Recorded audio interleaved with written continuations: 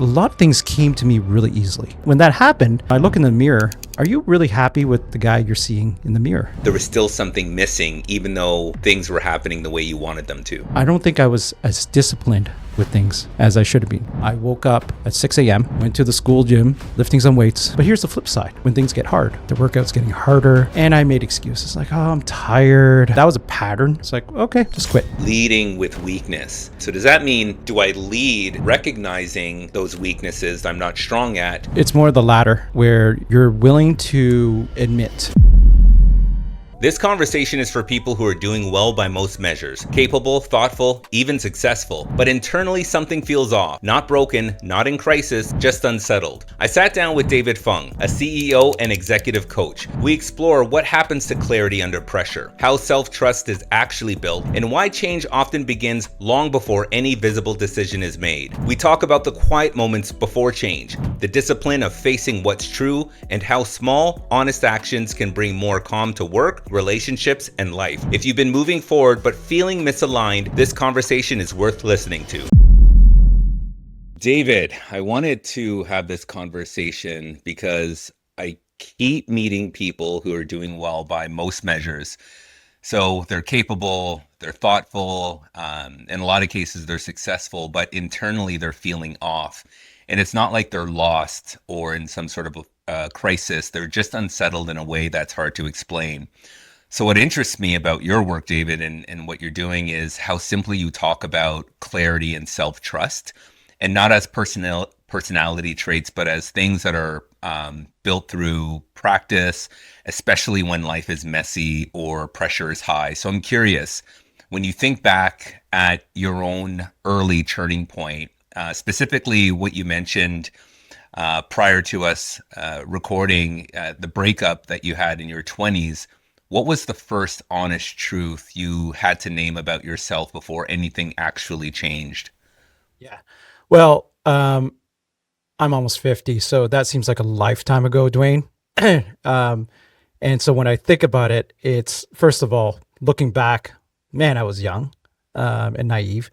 But look, my truth at the time was I was in love.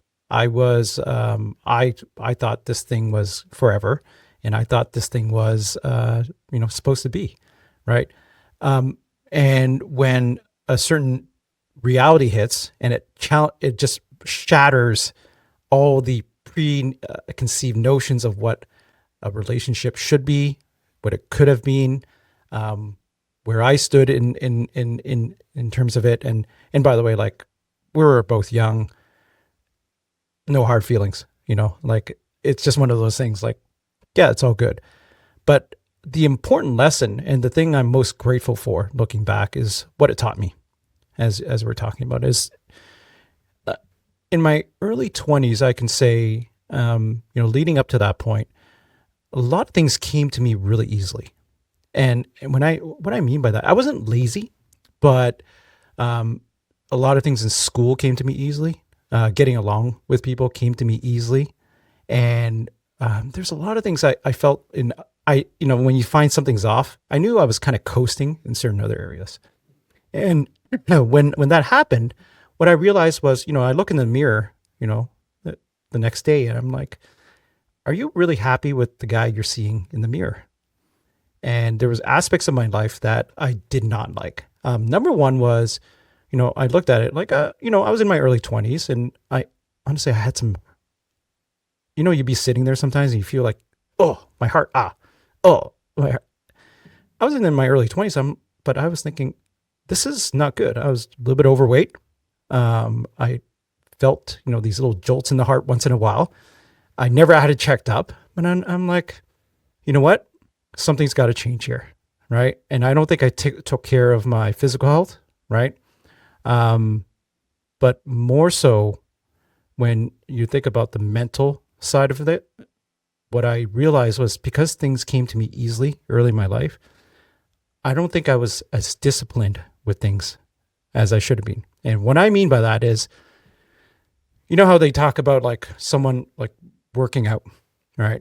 I enjoy fitness now, and a lot of people do. It's a commitment. that you got to make, and you got to have a reason for it. And I made a commitment. I'm going to get healthy, right? I'm going to do this for myself. And what that did was not just the physical part, Dwayne, it was the mental fortitude I needed, right? Because over the course of a few months, right, no matter what, I woke up at 6 a.m., went to the school gym, right, and did what I had to do. Even if it was just 20 minutes of work on a bike, 20 minutes, lifting some weights, I just did it. But here's the magical thing. So I kept on doing it. I kept on doing it, and no matter what. And I challenged myself, no matter how sleepy I am, no matter what I feel, I'm going to do it. And then what I found was that was the starting point of this change in my mentality. The mentality of, I'm going to work for things. I'm not just going to coast anymore.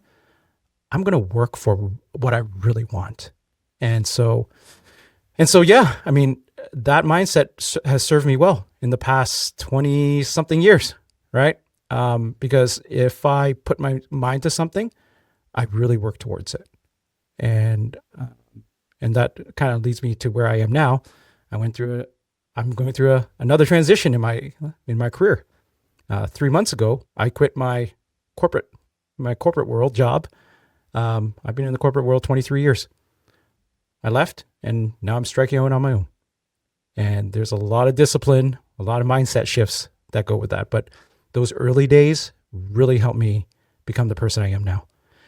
That was a long answer to a short question, Dwayne. You can edit most of this out, I That guess. I will not edit one syllable. I commend you, and I'm very interested about your churn and discipline at that young age. What was the motivating decision for you? Because you obviously didn't know where you were going to be at this point. So, what in the moment were you able to see that enabled you to stay disciplined? Um, so I think the beauty of taking up one challenge, take that first challenge that's going to test your discipline, right? I didn't take on too many things. I said, you know what, no matter what, I'm waking up at 6 a.m. I'm going to work out at least 3 to 4 times a week. And it doesn't matter what I do, as long as I showed up, check. What I noticed was that when I went to the gym, like I'm short and stocky, right? I'm not 6'10" like you think I might be behind the camera here, but I love lifting weights. And, it started off very light, 15s, 25s, kind of press it, and then I just, once I learned the technique, I was that guy in the gym, didn't know what the hell he was doing. But I watched what the big guys were doing, right? All those, especially all the roided up guys. A lot of those guys too, by the way. They're holding 120 pounds each hand in dumbbells. I would ask them like, hey, how are you doing that? And nicest guys in the world, they would show me how to do it. They'd spot me. I probably was the first person they had to spot 15 pounders with, right? But I liked it. And so I just kept on lifting heavier and heavier and heavier, and I enjoyed it. And then I started to pack on muscle. And I'm like, my friends would say, Dave, first of all, did you lose weight? And second of all, what, your arms are getting bigger. And so there was a physical transformation there.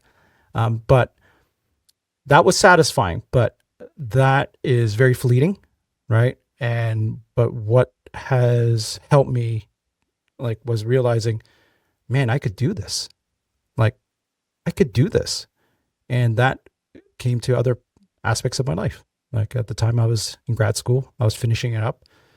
The last year was probably the harder part. I had to do a dissertation, defend it eventually, then, eventually go into the work world, which I didn't know at the time. It was dot bomb, in 0102. The world fell apart and I still found a job, my friend, somehow, right? Yeah. So anyone complaining out there, it's hard out there. I get it, right? But it's still possible, right? Hmm. So yeah, mindset. I try to not make this generic advice. This is what did it for me, right? I was determined, right, to succeed, right, through my discipline. you said you got everything, well, things came easy to you. So I can imagine that in a lot of people's lives, when things are coming easy to them, to some degree, they feel accomplished or they feel as though they're moving in a forward direction, whatever that direction could be, but they're progressing. What was it in your situation specifically that you identified that there was still something missing, even though things were happening the way you wanted them to? Well, let me tell you what came easy to me. Uh, in school, like I wasn't the perfect student, but it was one of those like in university, yeah, B plus, but I didn't have to work that much to get the B plus. You know what I mean? Whereas the A plus people probably had to work, a ton more, right? So I'm like, cool, right? Oh, I get it, you know. So I was able to grasp, very difficult subjects very easily. Like the mathematics, sciences, like you present something very abstract. I'm like, oh, I get it. I didn't have to study that much, Dwayne, right? And so it came easily in that way. But here's the flip side. When things get hard, what do? Right? Let me give you an example. I was part of the school's, karate club or something, right? If I'm remembering correctly. Did that for a couple semesters, and then it just started getting really hard, right? The workout's getting harder and harder and harder. And I made excuses like, oh, I'm tired. Oh, I got schoolwork. And I realized like, oh, I'm just going to quit. And that was a pattern when things got hard. It's like, okay, just quit. That's the downside of when things are easy to you, right? And that's and you're really good. You're a really good host here, right? You uncovered that. I didn't even realize that because that's the type of thing that really caught my mind, in that turning point of my life was, you know what? If I just keep quitting things when it gets hard, that's not good. It's not good for my profession. But imagine in a relationship, if things got hard and I just said, oh, well then, time to go, right? And, unfortunately, it wasn't me who ended it at the time, but it was a realization that you got to work towards things, right? You got to work for things. And that's the lessons I tried to impart on, my kids, as well as people, anyone who's willing to listen. How's that journey that you've been through, David, impacted or influenced the work that you're doing today? And if you could talk a little bit about that work. Yeah. So fast forward where I am today. I spent 23 years working in tech. The last company I was working with, we talked off camera. It was a San Francisco based tech company, the largest employer in San Francisco. Look it up. They have a giant tower there that overshadows every single building there. 70,000 people strong. I was a senior director there for a number of years. So by a lot of accounts on the outside, very successful on the outside, right? And by the way, I'm very proud of my work there. I'm very proud. I didn't get there alone. I had people who helped me along the way, right? And then, just 3 months ago, Dwayne, after 23 years in the corporate world, I said, you know what? I'm going to take a lot of what I've learned about leadership and start my own thing. And that's why we're talking today, right? Like, okay, what's this thing I'm doing?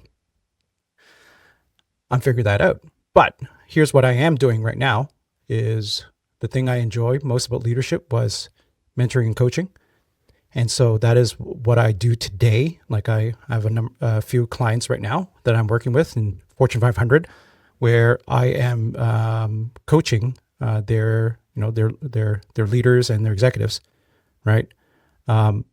And a lot of it, a lot of problems that every single person, probably a lot of your listeners are listening to, executives are no different from any of us. They have the things they are worried about. They think they're not good enough. They think that performance is only about, white knuckling it through, but they forget about the people and people's emotions, the whole plethora of things, right? And so that discipline of, a lot of what you talk about in this podcast is self leadership. If a company is going to treat its people better, the individuals leading the company need to treat them better. In order for these individuals at the executive level to treat people better, they need to learn about themselves better. That's my job, to help these people in very high leadership positions understand themselves better. Only then can you lead others. And so that discipline of working on yourself, by the way, I'm not a woo-woo person. I believe this is a discipline. This is it's freaking hard work. It's as much hard work as doing deadlift, squats, and bench presses in the gym. Working on yourself is probably more scary than doing a squat in the gym, because you're going to face things that you have probably been pushing to the side, right? Or not wanting to address for a long time. And you're going to have to admit that you suck in some things, and it's okay. So, what am I doing today? All that discipline and self-realization is realizing you got to work on yourself. You got to start on yourself, and you got to be able to face those fears that you're not willing to say out loud. And just to be clear, I don't do therapy. I do coaching. There's a big difference. David, I'm so happy you shared that. The word that stuck out to me is when you talked about that self work that you need to do within yourself is scary.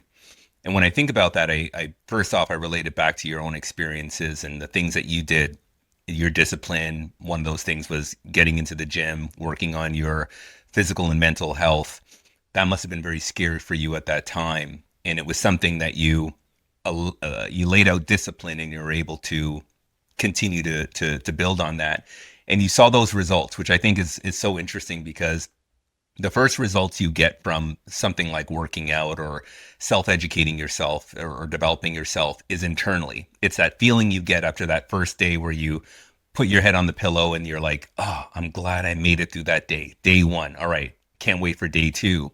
But it's day 14 to day 21 when somebody else recognizes the work you put in.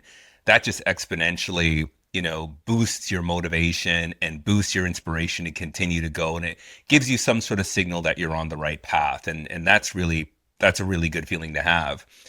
You talk about scary though, because part of venturing into that journey is the fear of self-reflection. I take it back to myself sometimes when I was working on or still working on certain areas where I wouldn't say things aloud in my head, much less, out, verbally, because I didn't want to own or call myself out for something that I was or something that I did. How do you reconcile that with yourself, and how does that influence your ability to help other people reconcile with that self-discovery and the fear that comes along with it? Well, look, you can never force anyone to do the work they don't want to do, right? And I just had ever since I moved in this direction of being a leadership and executive coach, I've had a number of old coworkers who have approached me in private. They're like, Dave, can we chat? Because I know them. They know who I am. They know what I've accomplished, and they know I'm willing to admit where I'm wrong as well. And I, those who have reported to me and who are listening to this, they will, hopefully they will say the same thing. It's like, yeah, Dave Fung has made a ton of mistakes, and he's willing to say what he made the mistakes on. All right. And that's humility. What's humility? I can't force someone to do this, but I can give them advice if they want to know how you can start facing the scary things. If you feel you're humble, if you feel you have humility, what that means is that you're willing to lead with weakness. And so what do I mean by that, Dwayne? It's not talking about, oh, hey, Dwayne, how's it going? Yes, I am an accomplished executive from Salesforce. I was a senior director there. I did this and this and this and this. I led a, X $100 million business, blah, blah, blah, blah. I can rattle all the statistics at you and you'll be like, wow, right? Or we can connect. And that's how we connected off camera was, um, I was a lazy ass, Dwayne, growing up. Then that hits you differently, right? Mhm. That hits you very differently. I was a lazy ass, but I realized how that didn't serve me anymore. I think that's a more interesting story. And so when individuals, for those who are scared about self-discovery, again, I am not a woo-woo person. Anyone who knows me, I am not about like, breathing in the sea air and then looking at crystals and all that. It's unfortunate that certain parts of the world, certain individuals have co-opted what is quite pure in Western and Eastern philosophy and religion, right? But it is willing to lead with weakness, right? Lead with your weakness and show that. When you are ready to admit that to one individual, and then to two, then to five, and then to 10, you might be ready for some self work, right? That one person you might be willing to admit it to is yourself. That one person. So being able to lead with weakness, you got to pass that test first. Are you able to admit to yourself? Like you said so, Dwayne, right? You're able to admit to yourself the things you weren't willing to say, right? But how did it feel once you said it? It was enlightening. It felt like I was offloading a lot of internalized pressure that I was putting on myself. And once you name it, you're able to really examine it from an authentic and honest place because you could circumvent it, you could hide it, you could rush it under the rug, but you when you face it, you realize, wait, this is something I need to deal with. Now, you mentioned something there, leading with weakness, and I'm trying to visualize that in my mind. I'm a visual person, so I'm trying to think about what does that mean. So does that mean I lead knowing that there are chinks in my armor, there's things that I'm not 100% good at, and I lead around the areas that I'm strong in while ignoring those things? Or is it, do I lead recognizing those weaknesses, those things I'm not strong at, but I do call them out when faced with having to use them or exercise them? And I call them out honestly, not just with myself, but with team members or colleagues, etc. It's it's more the latter, right? Where you're willing to admit, and so if you want a visual of it, it is, um, 3 years ago when I was at my last company, there was 10,000 people who were laid off. Okay. And so you can imagine if you were the survivor, and I put that in quotes, if you're remaining there, guess what your mentality is going to be? Am I next? Or what the hell? The business was doing well. Like, why did they get laid off? Oh, why does it matter? You know, Bob, who's like a high performer, got laid off. What's in it for me? People were pissed off. People were scared. People were upset. It was a form of grieving. Some individuals came in, some leaders might have came in that morning and said, hey, everything's okay. It's all good. We have a lot of work to do. And so, let's focus on the future. I didn't do that. I just called out the elephant in the room. I go, hey, everyone, I know everything that happened yesterday. We had like 20% of our team, laid off. They were good friends. They're friends of mine too. This really sucks. And I'm pissed today. And at the same time, I'm angry and I'm scared because I'm sure what's going through your mind is, am I next? I'm thinking that too. Right. So that's what I mean. It's being able to lead with that authenticity, saying, you're scared, I'm scared too, right? You're angry, I'm very angry as well, right? I'm actually really pissed off. Um, and then, like obviously we had our jobs as leaders to lead and move forward. We had to move forward, right? Um, but that's what I mean. If you can picture that visual, leader just calling out the problems, right? Calling out the fear. It is unfortunate. There were leaders, right, who shall remain unnamed, who walked in to a town hall and said other things that shouldn't have been said, right? After 10,000 people were laid off. And that obviously created a lot of even more pissed off people, right? All they had to say was like, yeah, this sucks. And I'm responsible. That's all they had to say, right? That's leading with weakness, right? It's not as bad as you think. You actually connect with people, right? Mm. So, does that give you the visual that you're asking for? Yeah, it does. I believe in what you're saying, and I understand that. I think there are questions that I've had before, and I'm sure there's questions out there of what does that actually mean? What does that look like? Mm-hmm. Leading with weakness, it sounds very contradictive. So, leader is it caught your attention, doesn't it? Yeah, it catches your attention. It's like, how do I lead with weakness? But, that really illustrated it really, really well. And what's interesting about that is I think the individual has to do some clarity of their own. It's that naming what's actually true, what's not true within their own self. So it's really recognizing that. And it's interesting because I think it touches on your framework of clarity, alignment, and action. So I think we just talked about clarity in a way. Is there anything else in that framework, in clarity, that somebody would have to do the self-work, and what would be some steps or things that they could do to provide that clarity, that understanding from a very, vivid perspective? Yeah.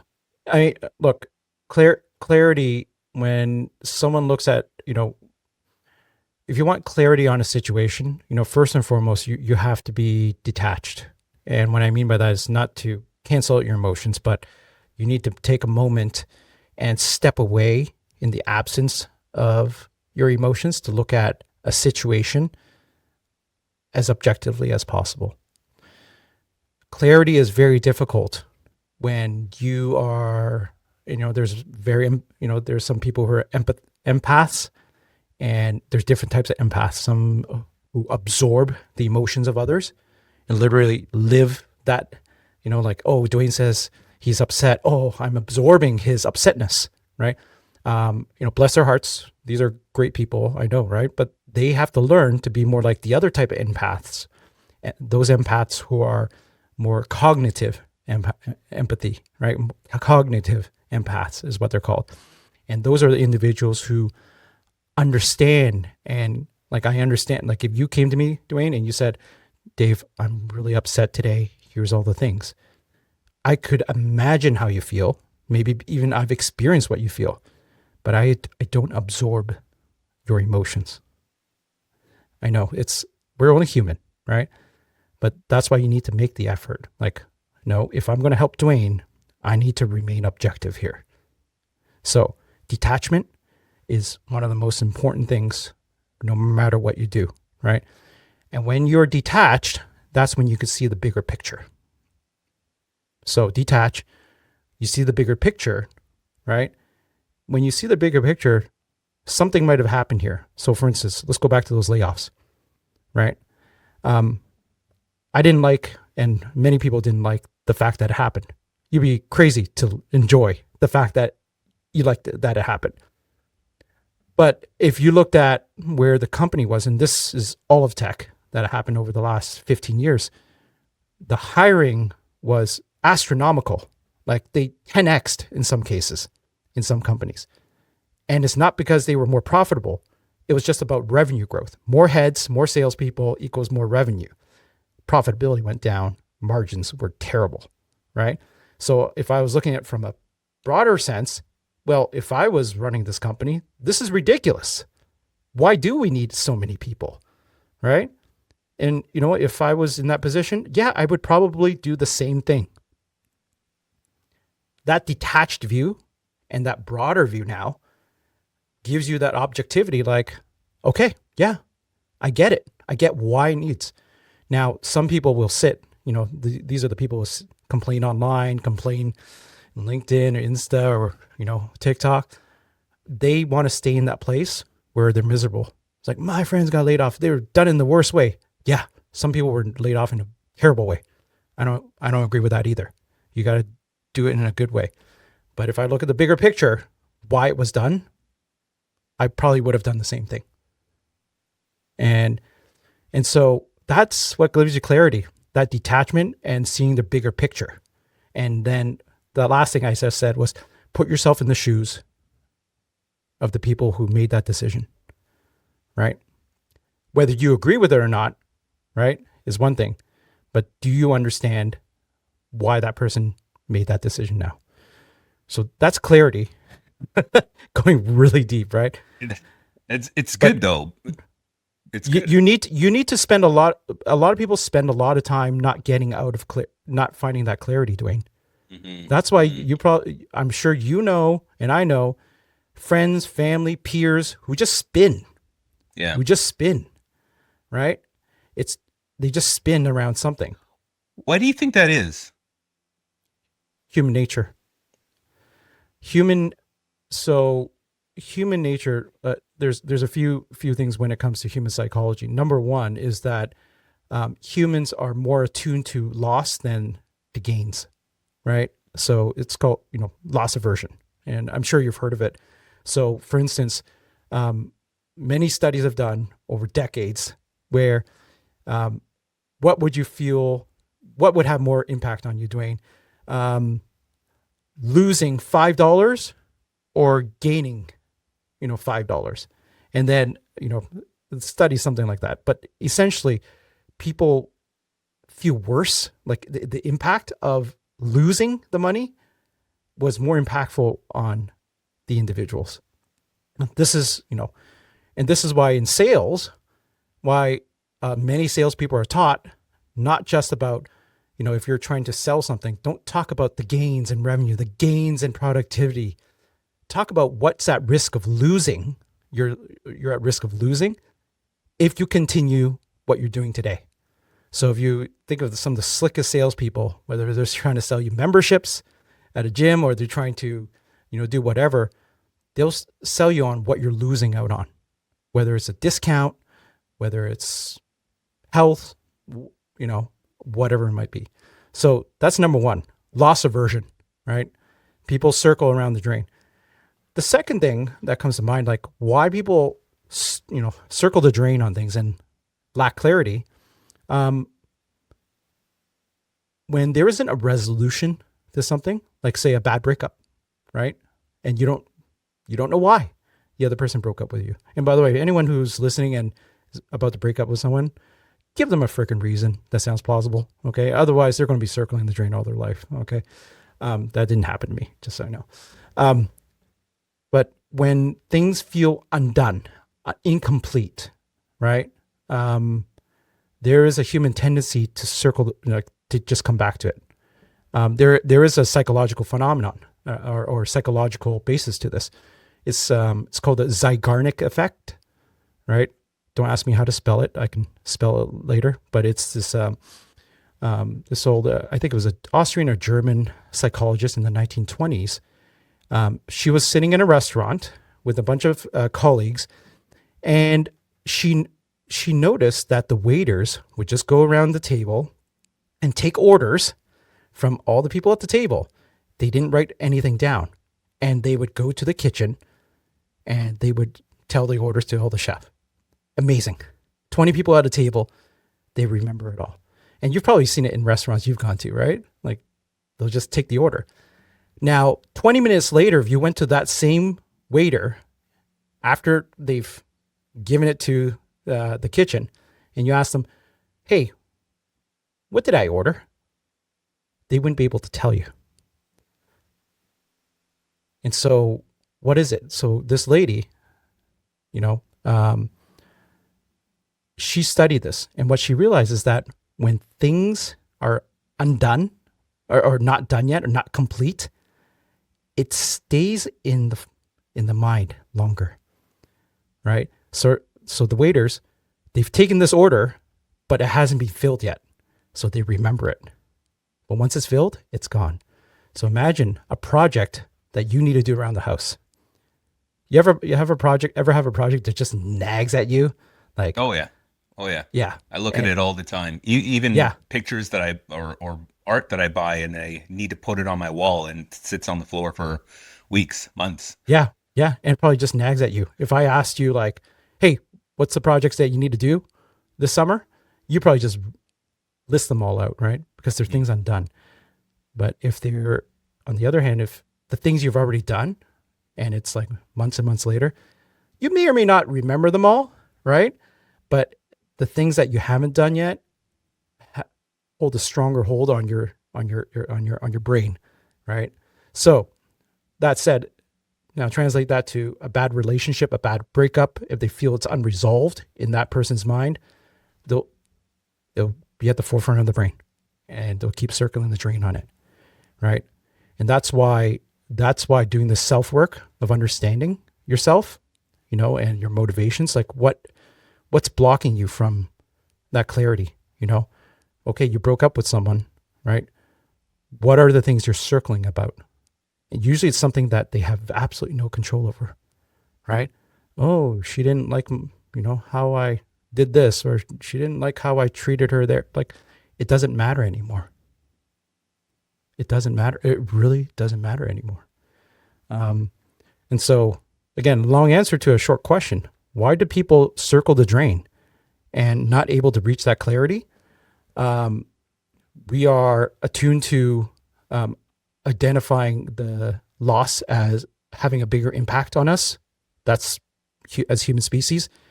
And then that Zeigarnik effect I was talking about, where the things that are just you feel are not done yet, not complete, it just stays in the forefront of your mind. So, two hard science backed No, reasons for that.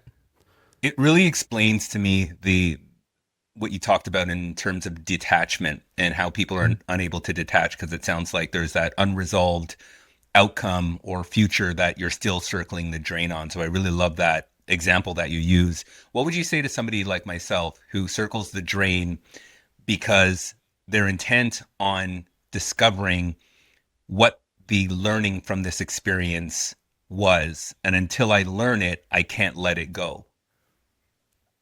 Give me an example of that. So there was a situation that I dealt with some odd years ago where I didn't get an opportunity that I was qualified for. And because I didn't get that opportunity, I really fell into a hole. And I started to diagnose all the things that I think were unjust, things that weren't considered, things that were invalidated based on my efforts, my historical trends, etc. And because I was stuck there, it probably fractured some relationships, definitely fractured some relationships. And it wasn't until several years later, maybe a couple years later, not extending so far, but a couple years later, that I took the learning from that experience and applied it to my self improvement, my self development, and as well as my self awareness. And Mm-hmm. not to say during that time the things that I did or the thing my responses were unjustified, they were justified. However, the way it was handled probably created a perception that didn't need to be created or didn't need to be public. Something I could have kept inside and managed my perception and managed the relationships differently by understanding the greater picture of the Mm. decision.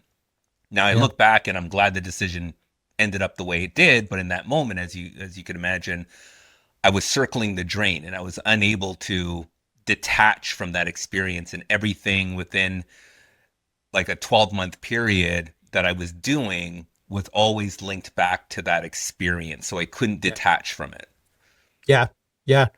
And that just goes back to, and I'm sorry you had that experience, first of all, right? But it sounds like you also had learnings from it at eventually, right?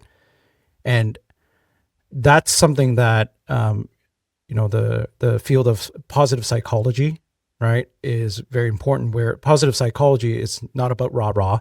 Again, it is, positive psychology is about, you know, reframing situations, right? Reframing things to see it from a different perspective, right? And in order to reframe, you got to be somewhat detached, right, for that moment.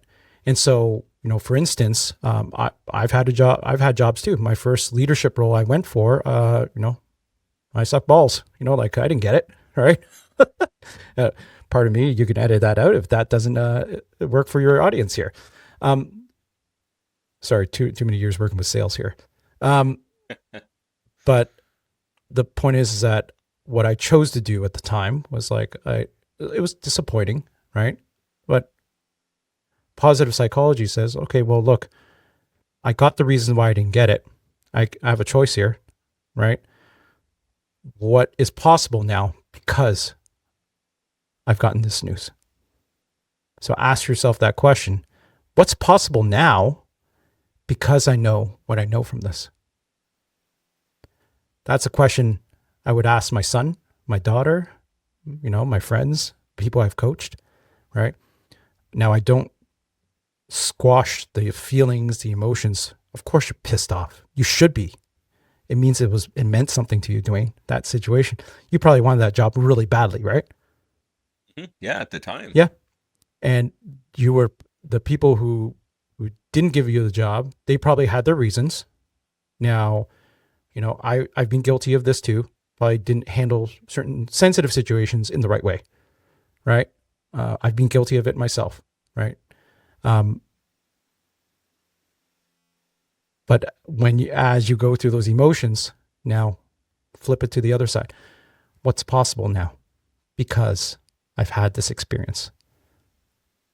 And I'm glad you said that. I'm yeah, glad you said that because that is the language that I use now. And it was the hmm language I learned to use. I've always been somebody who believes everything happens for a reason. So for hmm me, that happened for a reason. It took me a little bit longer to come to that conclusion. However, I ended up getting there, and it's something that I will apply to my everyday now. yeah. There's a story I read, and I haven't fact checked it, but it's a great story either way. So for those listening, fact checks this story. But let's just take away the story itself. There is a famous talk show host, Stephen Colbert. Apparently, years ago, he was interviewed one on one, and the host asked him a question like, when you were young, Stephen, your father and your brother were lost in a car crash. He was, how do you feel about that? And obviously, the loss, and it shaped him who he is. And the host asked him this question was, are you ever angry about that? And his response was, being alive is something, it's a privilege. And I have to be grateful for being alive. And if I'm going to be grateful for being alive, I have to be grateful for all the things that life gives me, both the good and the bad. And so I'm grateful that that happened in my life. Do I like it? No, of course not. It'd be crazy to. But I'm grateful it happened because it's made me who I am now. And that gratitude, being able to see a terrible situation like that as an opportunity to how is it helping him now? Right. That's a lesson to all of us. Right. It's hard. It's really hard to see tragedy and bad things as an opportunity. But, I could tell you, like I had some, in the last few years, I had some coworkers who passed away suddenly, right?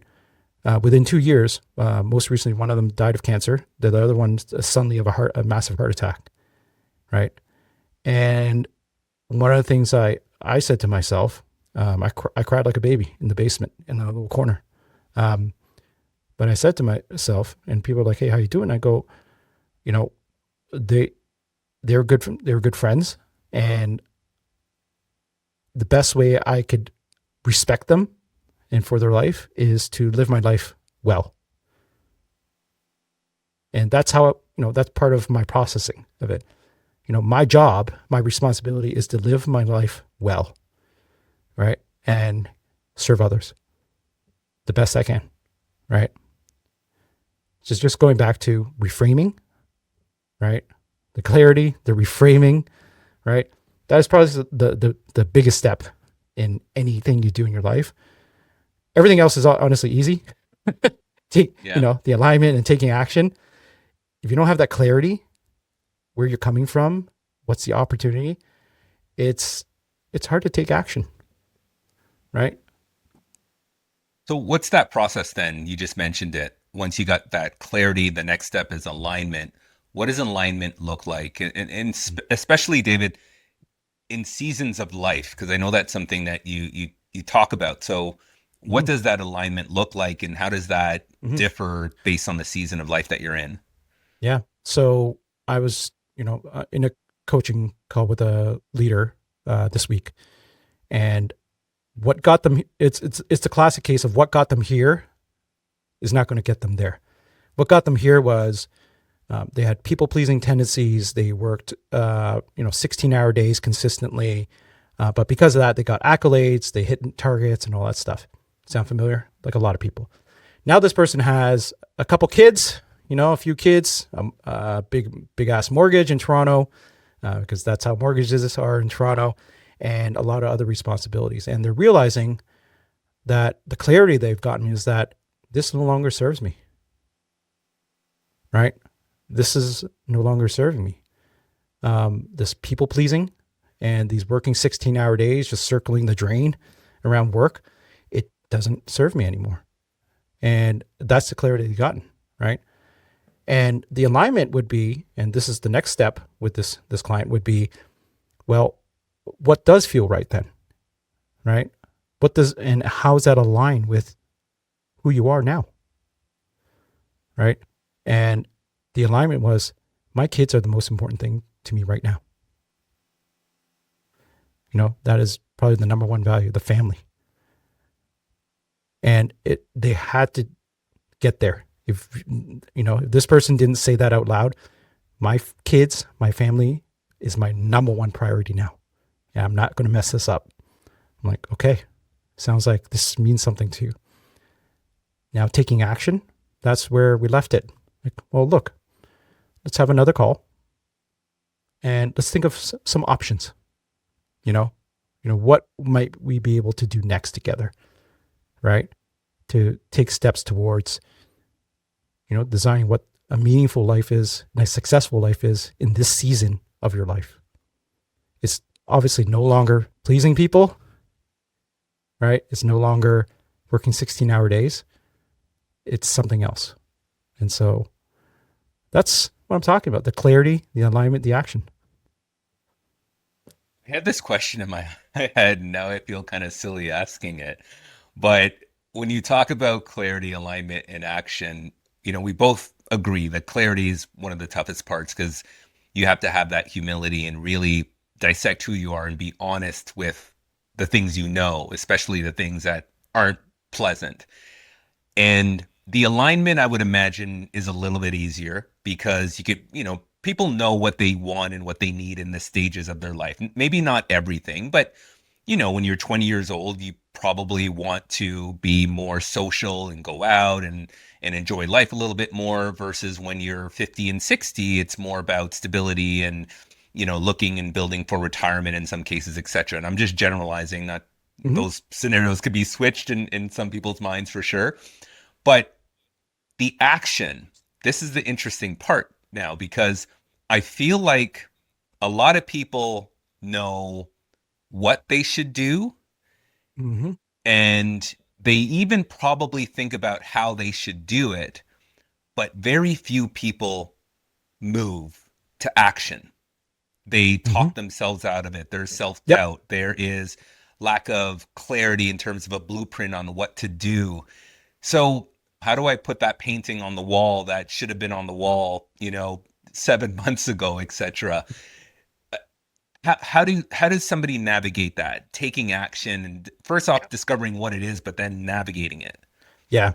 So you're right. A lot of people, and I've coached, there's one client I coached was, very much in their head in a good way. So they did a lot of self work, got the clarity they needed. They knew their values. They did all the self work there. But my God, even as a coach, there's times I wanted to just bonk them on the head, with a stick and say, I'm not here to babysit you. If you don't, basically, if you don't want to do the work, perhaps our time together is better served doing other things, right? Because the clients I want to work with are self-driven individuals, right? I can't force you to do the work that you don't want to do. That said, this is where the discipline is important. So, discipline is one of those things like, oh, do I just bash myself over the head and, like be like militaristic? No. What's it mean to you to take this action?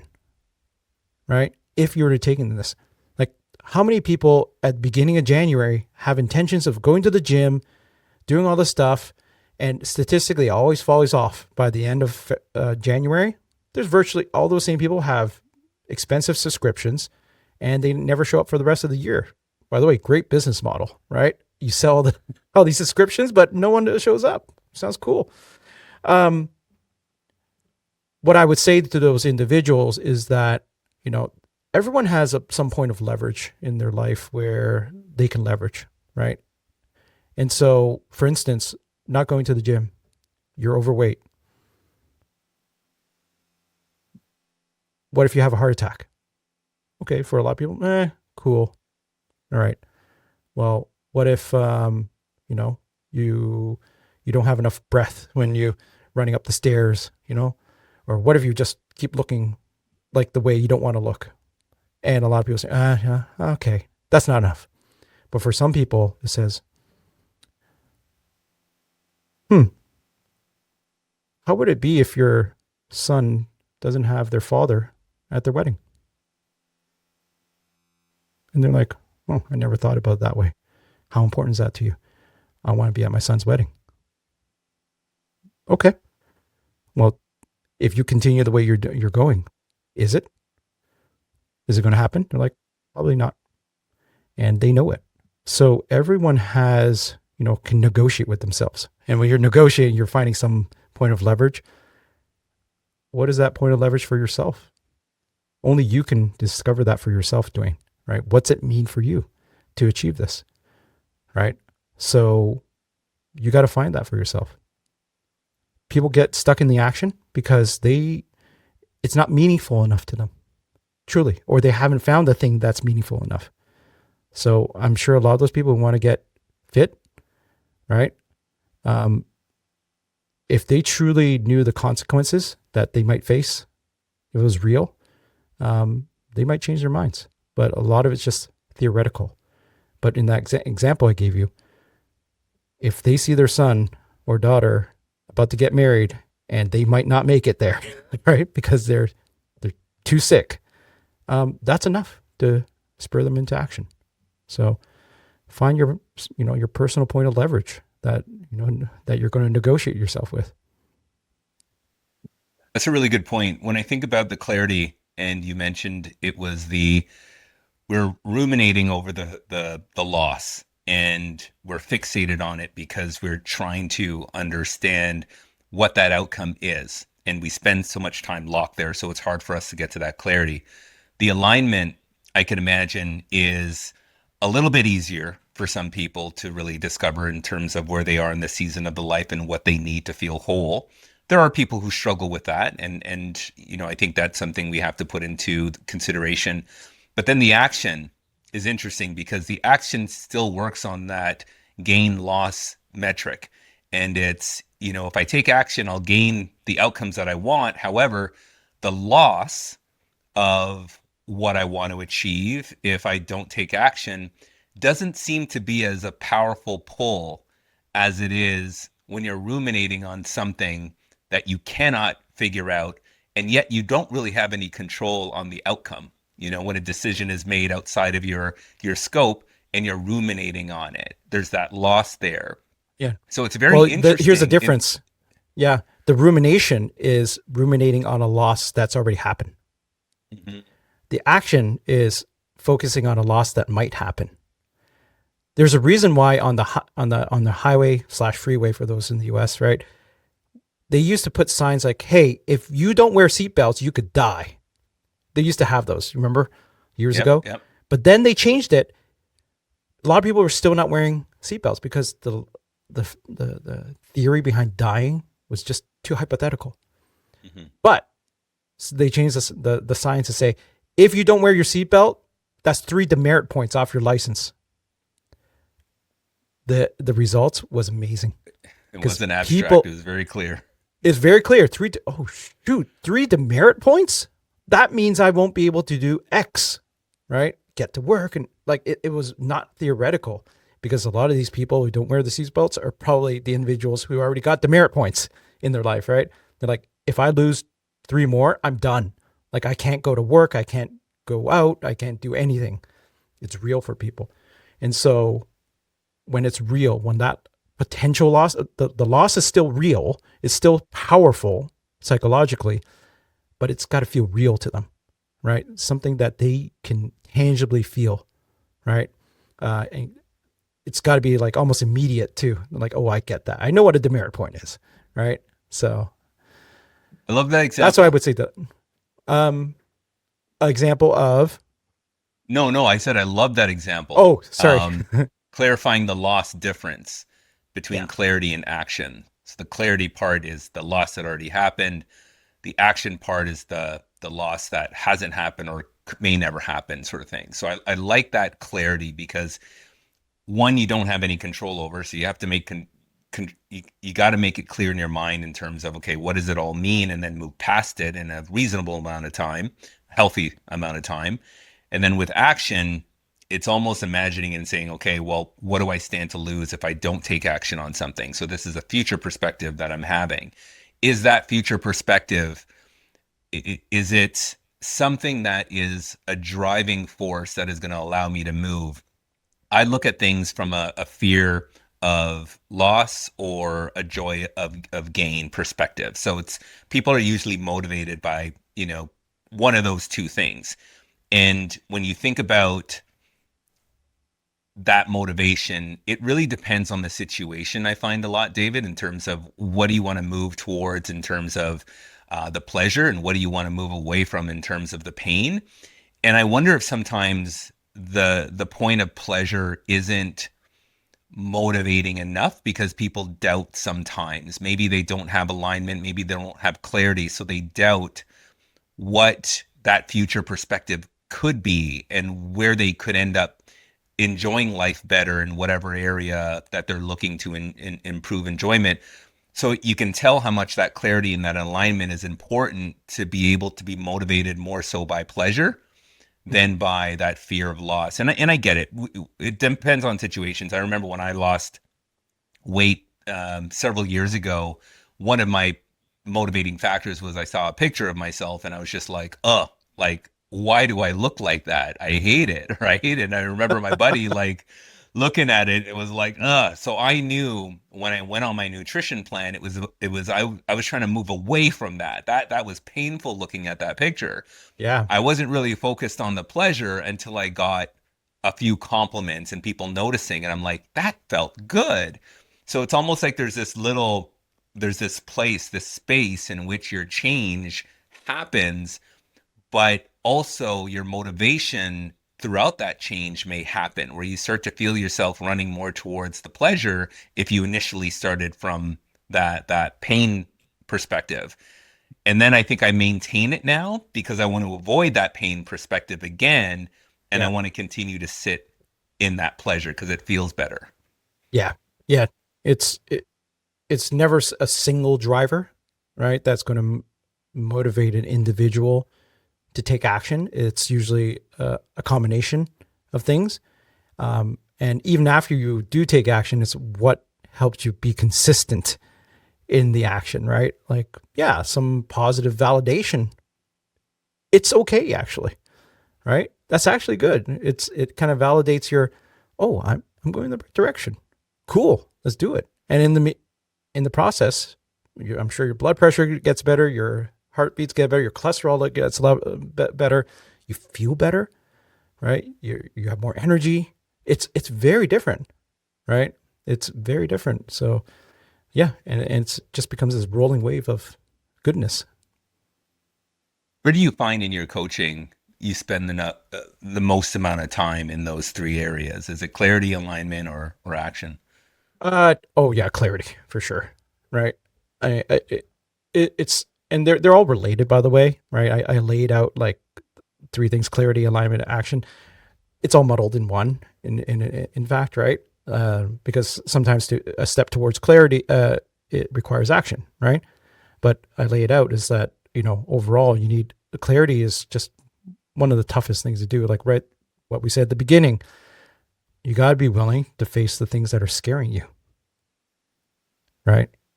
And to admit that there's a problem, right? Again, I don't do therapy. I coach people. There's very different, coaching, executive coaching, and leadership coaching. It's future looking, right? It's based on positive psychology. Therapy typically goes, present and past, right? Coaching is present and future.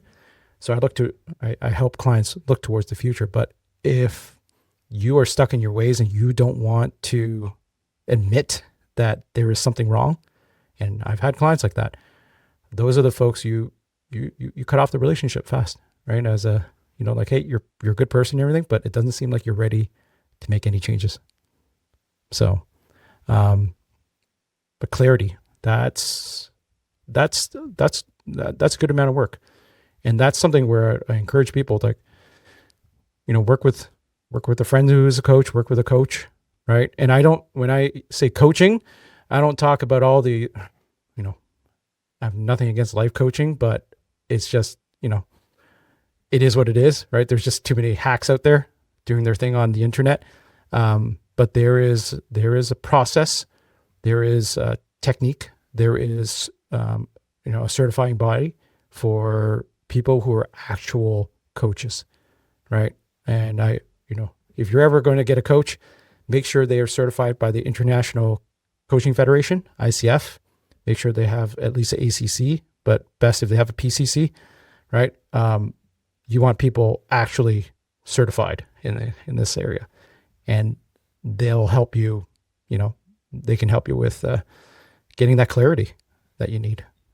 So then the action is the easy part, honestly, right? When you have that clarity. So, David, I want you to speak to the three different audiences that we have right now. The first audience is stuck on clarity. The second audience is stuck on alignment. The third audience is stuck on action. What is one thing that you would want to tell each audience member of those three areas that they can do starting today or tomorrow that would move them to that next step? What's at stake if you are to remain where you are right now?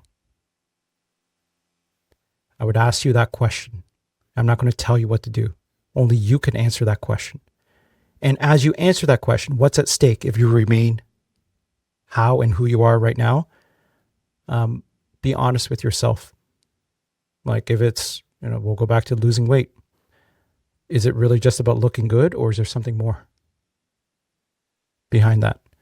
Right? If it's, whatever it might be honest with yourself.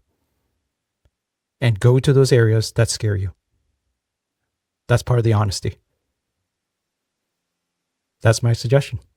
I'd like to finish off our conversations with the guest reciting a letter to their former self. So the things you'd want to tell your younger self before you've learned everything you've learned to this point. So you have the floor.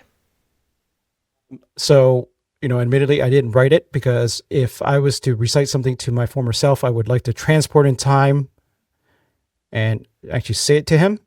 And I would keep it simple, knowing who I was at the time. I would keep it nice and simple. And that would be, hey, David, change nothing. Because who you are, who I am now, is because of all the things you're about to do. It's going to feel like crap sometimes. It's going to feel like really good sometimes. My only suggestion to you is nothing is ever as bad as it seems, and nothing is ever as good as it seems.